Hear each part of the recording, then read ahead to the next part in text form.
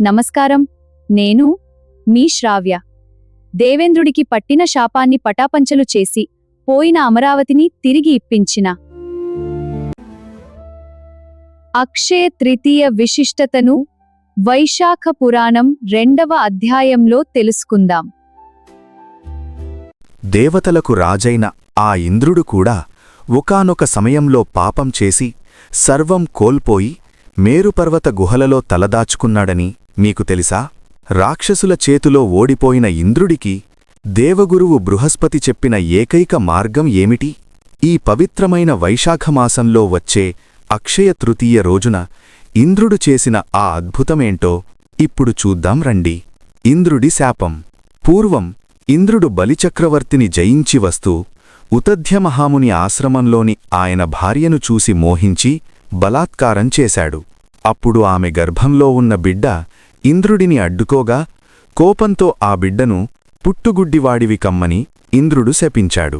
మునిశిష్యులు చూసి పరిహసించడంతో ఇంద్రుడు సిగ్గుపడి మేరుపర్వత గుహలో దాక్కున్నాడు. అమరావతి ఆక్రమణ. ఇంద్రుడు లేడన్న విషయం తెలుసుకుని బలిచక్రవర్తి మళ్లీ అమరావతిని ఆక్రమించాడు. దిక్కుతోచన దేవతలు బృహస్పతి వద్దకు వెళ్లి మొరపెట్టుకున్నారు. అప్పుడు వారు గుహలో దాక్కున్న ఇంద్రుడిని కలిశారు. బృహస్పతి ఉపదేశం. అక్షయ తృతీయ. ఇంద్రుడు తాను చేసిన పాపం వల్ల అశక్తుడినయ్యానని చెప్పాడు. అప్పుడు బృహస్పతి శ్రీహరికి ఇష్టమైన వైశాఖమాసంలో వచ్చే శుక్లపక్ష తృతీయనాడు అంటే అక్షయ తృతీయనాడు స్నానదానాదులు ఆచరిస్తే నీ పాపం పోయి పూర్వపు శక్తి వస్తుందని ఉపదేశించాడు. ఇంద్రుడికి పూర్వ వైభవం. బృహస్పతి చెప్పినట్లుగానే ఇంద్రుడు అక్షయ తృతీయనాడు ప్రాతఃకాల స్నానం, శ్రీహరి పూజ చేసి అక్షయమైన బలాన్ని పొంది బలిచక్రవర్తిని తరిమికొట్టి మళ్లీ అమరావతిని దక్కించుకున్నాడు. ఈరోజే దేవతలకు, మునులకు, పితృదేవతలకు సంతోషాన్ని కలిగించిన రోజు. ఈ కథలో మనం గ్రహించాల్సిన గొప్ప పాయింటేంటంటే దేవేంద్రుడైనా సరే తప్పు చేస్తే శిక్ష అనుభవించక తప్పదు.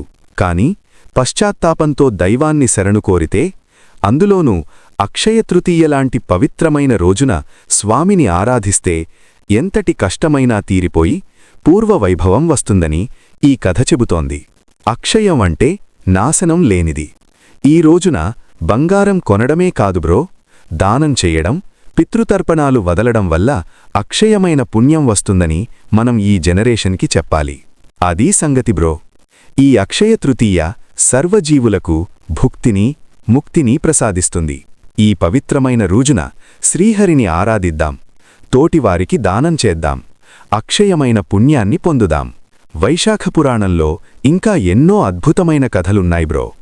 ఆ కథలన్నీ వినడానికి మన భక్తిముచ్చట్లు ఛానల్ని ఇప్పుడే సబ్స్క్రైబ్ చేసుకోండి. శ్రీహరి ఫేస్బుక్ పేజీని ఫాలో అవ్వండి.